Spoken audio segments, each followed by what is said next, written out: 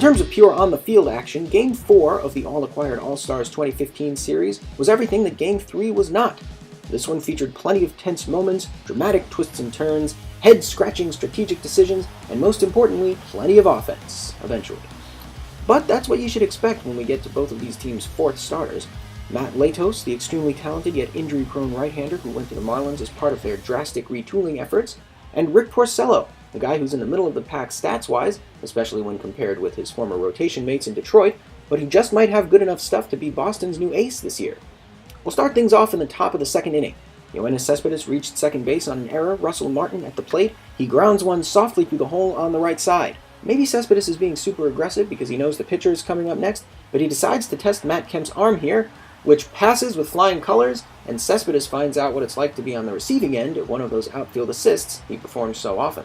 Bottom of the same inning now, new Cardinal Jason Hayward at the plate, and he takes one over the fence to the opposite field to open the scoring. The NL has a 1-0 lead on the solo homer.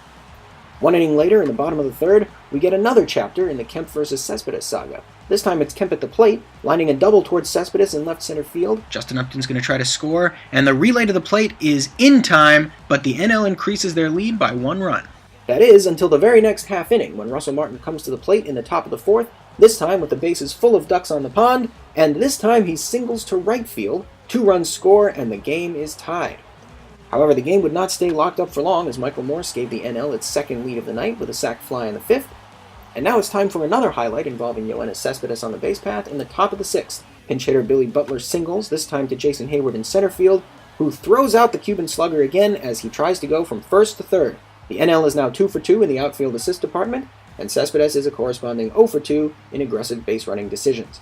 The ironic thing about this sequence is that if Cespedes had just stayed on second, he would have scored on the next play, a single by Melky Cabrera.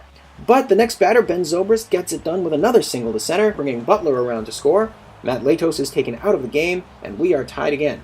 This tie would remain in place only until the 7th inning. Brandon Moss at the plate with a runner on, and he jacks one out to straightaway center field, a 2-run homer to give the AL its first lead of the night, and they're just getting started.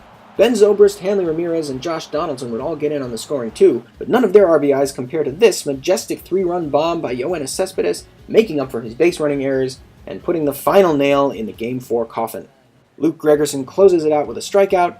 Brandon Moss is named the player of the game for putting the AL on top, and with each league sporting 2 wins apiece, we are guaranteed to go back to Kansas City for Game 6, which means if you want to see who wins this series, you're stuck with me for at least 2 more videos.